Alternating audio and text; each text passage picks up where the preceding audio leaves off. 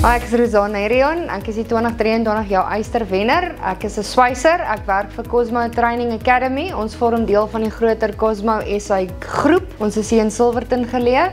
Is nou my 15de jaar van swys en my 10de jaar van opleiding. Nie almal kan dokters wees nie, nie almal kan prokureurs wees nie. Wat gaan jy doen as jou kar langs die pad breek? Jy het 'n mechanic nodig. Hoe gaan ons infrastruktuur, ons elektrisiteit, Eskom, hoe gaan ons load shedding stop as ons nie elektriesiëns het nie? Al daai tipe dinge, dit maak die ambagte so krities, nie net in ons land nie, maar in die wêreld. Passie.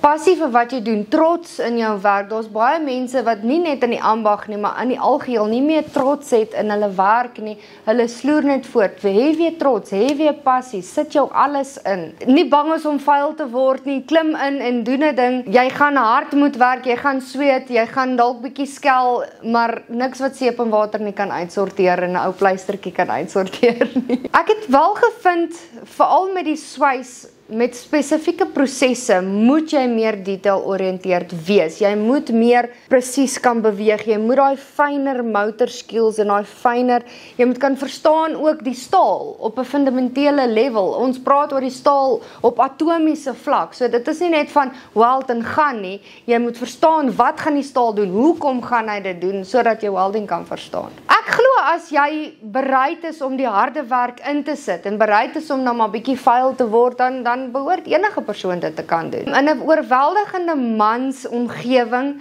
hoe ek dit oorkom het, ek het maar net bewys deur, ek hou my mond en ek wys vir hulle, ek kan die werk doen. My hande het die skill, my brein het die kennis, wat maak die res van my lyf saak? En tot vandag toe het ek mense wat twyfel, net bloot omdat ek 'n vrou is. Dit gaan nie oor die inligting nie. So dan laat ek maar net my hande die werk doen, laat hulle kan sien, hy, maar luister hier, don't judge a book by its cover. Ek dink om meer vroue in die ambagte te kry is net om vir hulle te wys, dis okay. Dis okay om vuil te word, dis okay om 'n naal te chip, hy groei weer terug. As dit reg is vir 'n man om koek te bak en klere te maak en hare te sny, hoekom kan ons nie weld nie? Hoekom kan ons nie plumbers wees nie? Hoekom kan ons nie dieselmax wees nie? Jou hande doen die werk, wat maak die res van jou lyf saak? Ek is nou besig met 80 welders wat ek moet oplei en die staat het vir my gesê 54% van daai welders moet dames wees. En ek het ook gesien in my jare van opleiding, die dames neig om meer perfeksionisties te wees. Hulle streef na daai absoluut, wat ek vir hulle sê, hey, dis reg.